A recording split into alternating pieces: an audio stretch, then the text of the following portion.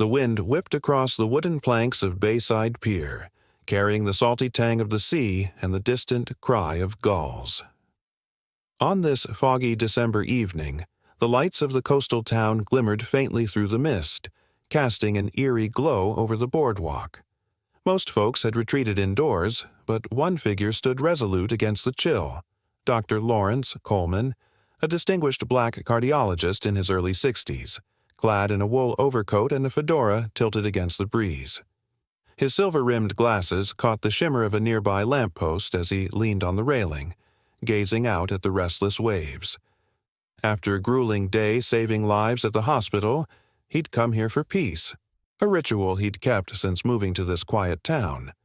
But tonight, as the fog thickened, a shadow loomed behind him, a shadow that would drag him into a confrontation he never saw coming, one that would unravel secrets and rewrite fates before the tide turned.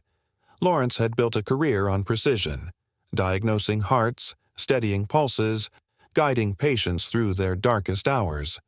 His hands, once nimble with a scalpel, now bore the faint tremor of age, but his mind remained a steel trap. He'd chosen Bayside for its calm, a far cry from the urban chaos of his earlier years, and the pier had become his sanctuary. Tonight, though, his solitude was pierced by the crunch of boots on the planks. He didn't turn, assuming it was another late walker, until a voice cut through the wind, gruff, edged with suspicion. "Hey, you there, what are you up to?" Lawrence pivoted slowly, meeting the gaze of Officer Pete Hargrove, a stocky man in his late 40s, his police cap pulled low over a furrowed brow. Pete's flashlight beam danced across Lawrence's coat, lingering on the expensive fabric as if it were a clue. His hand rested near his baton, a reflex born of too many nights patrolling this sleepy stretch. Bayside had seen a rash of vandalism lately, graffiti on shop fronts, smashed windows, and Pete was on edge, his instincts dialed to high alert. "Just enjoying the view," Lawrence replied, his voice smooth but firm, a tone honed from years of calming nervous patience. "Is there a problem, officer?" Pete stepped closer, the beam now fixed on Lawrence's face. "Enjoying the view? Out here, alone, in the fog? Kinda late for a stroll, don't you think?" His words dripped with doubt, his eyes narrowing. To Pete, Lawrence didn't fit. Too polished, too composed for a pier that usually drew fishermen or drifters at this hour. Lawrence adjusted his fedora, unfazed. "I walk here often. Helps me unwind after a long day. Nothing wrong with that, I assume?" Pete's jaw tightened. "Long day, huh? Dressed like that?" He gestured at the overcoat, his tone sharpening. "This pier's been trouble lately. Vandalism, break-ins. I need to see some—" ID Lawrence's brow furrowed, a flicker of irritation breaking his calm. "I'm not causing trouble, officer. I'm just standing here. Why do I need to show ID?" "Routine check," Pete snapped, his hand inching toward his radio. "You're out here looking out of place. Let's make this easy. ID, now." His voice carried a bite, less a request than a command. Lawrence took a slow breath, weighing his options. The fog curled around them, muffling the world beyond, and he felt the weight of Pete's stare. Less curiosity, more accusation. With deliberate care, he reached into his coat, pulled out his wallet, and handed over his driver's license. Pete snatched it, holding it under the flashlight as if expecting a forgery. "Lawrence Coleman," he read aloud, his lips curling slightly. "Doctor, huh? Fancy title. What's a doc doing creeping around out here?" "Unwinding," Lawrence repeated, his patience thinning but his voice steady. "I work at Bayside General. Long shifts, heart surgery, if you're curious. This pier's my way to clear my head." Pete grunted, unconvinced. He stuffed the ID into his pocket, his hand now hovering over his cuffs. "Yeah, well, I'm not buying it. You're coming with me to the station. We'll sort this out there." Lawrence's eyes widened, a rare crack in his composure. "The station? For what? I've done nothing wrong. You can't just haul me in because I'm standing here." "I can if I think something's off," Pete shot back, grabbing Lawrence's arm. "Move it, Doc. You can play innocent downtown." His grip was firm, his tone final, and Lawrence, stunned, had no choice but to follow, his cane tapping against the wood as Pete marched him toward the squad car parked at the pier's edge. The drive was tense, the fog pressing against the windows like a shroud. Lawrence sat in the back, his mind racing. What's he pinning on me? He'd walked this pier dozens of times, alone, at night, never a whisper of trouble. Pete's radio crackled with static, but he didn't speak, his jaw set as he navigated the empty streets.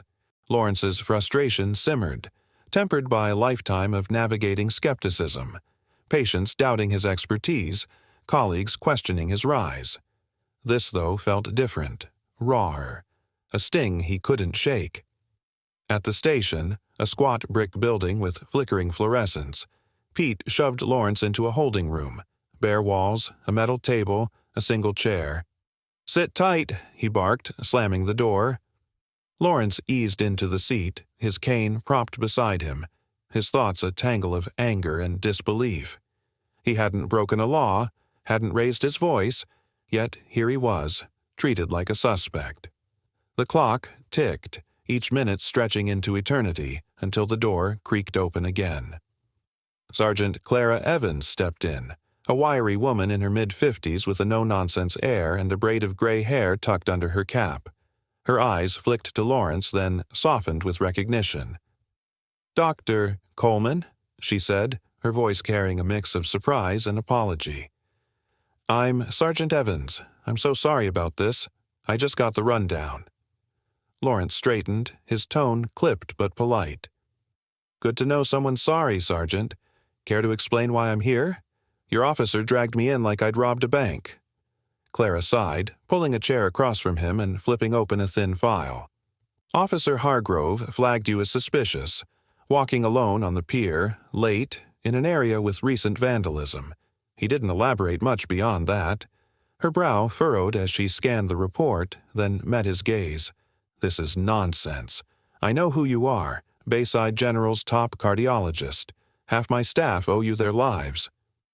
Lawrence's lips twitched, a faint smile breaking through. "Glad to hear it. So why am I sitting here?"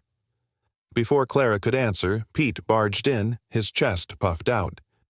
"Found him skulking around the pier, Sarge," he said, avoiding Lawrence's eyes. Looked wrong. Too dressed up, too calm. Figured he might be casing the place. Clara's head snapped up, her voice icy. "Skulking? Casing? Pete, do you even know who this is?" She tapped the file, her glare pinning him. "Dr. Lawrence Coleman, head of cardiology, saved the mayor's life last year. You recognize that name?" Pete's face drained of color, his bravado crumbling. What? No, I didn't. He didn't say." "Didn't say?" Clara cut in, standing now. "You didn't ask. You saw a man alone, dressed nice, and jumped to conclusions. This isn't suspicion. It's harassment." Lawrence leaned forward, his voice low but piercing. "I told him who I was, showed him my ID. He didn't care, just saw what he wanted to see." Pete stammered, his hands clenching. "I was doing my job, keeping the town safe. You can't blame me for—" "Enough," Clara snapped, her authority slicing through his excuse. "You overstepped, Pete, badly. You don't haul someone in on a hunch with zero evidence. You're suspended, 2 weeks, unpaid, and you'll be writing Doctor Coleman an apology before this is done." The room went still, the weight of her words settling like fog. Pete's shoulders slumped, his face a mask of shock and shame. Other officers peeked through the doorway, their whispers buzzing like static. Lawrence stood, his cane steady in his grip, his eyes locked on Pete. "I don't need your apology, officer," he said, his tone even but firm. "I need you to think, really think about why you did this. You judged me before I opened my mouth. That's on you now." He turned to Clara, nodding. "Thank you, Sergeant. I'd like to go home." "Of course," she said, stepping aside. "I'll have someone drive you. This won't happen again. I'll see to it." Lawrence left the station, the cold air a relief after the stifling room. The officer who drove him, a young rookie, muttered an apology, but Lawrence waved it off.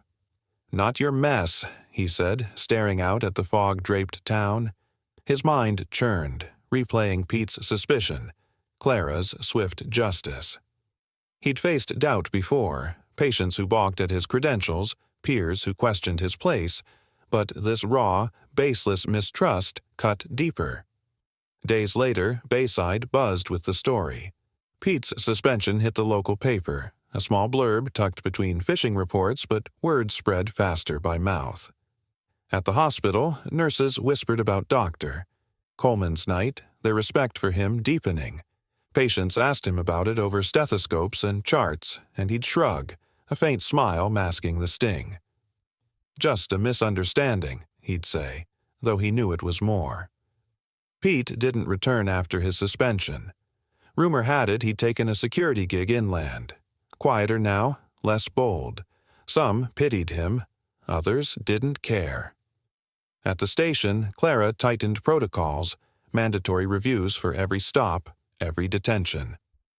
"No more hunches," she told her team, her voice steel. Bayside wasn't perfect, but it shifted, a little fairer, a little wiser.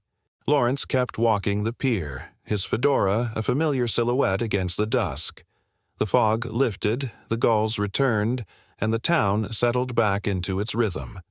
But he carried the night with him, a reminder of how quickly assumptions could unravel a life and how justice, when it came, could mend it. He'd told Pete to think, and he did too, about the patients he'd brushed off, the colleagues he'd misjudged. Humility, he realized, wasn't just for others. It was a mirror he needed to face. One evening, a week later, he stood at the railing, the sea calm beneath a starlit sky. A fisherman nodded as he passed, a regular who'd heard the tale. "Rough night you had, Doc," he said, tipping his hat. "Glad you're still here." Lawrence smiled, genuine this time. "Me too," he replied, turning back to the waves. The pier was his again, but it felt different. Bigger, somehow, a place where shadows didn't just fade, but taught. And that, he knew, was worth more than any apology. One night reshaped a town's heart. This tale shows us that assumptions can sink, but respect endures. If Lawrence's stand moved you, hit that like to let us know. Don't forget to subscribe and turn on notifications for more stories that stir the soul. What would you say to Pete's mistake? Share your thoughts in the comments below. We're all listening. Until next time, keep this close. True worth shines through the fog.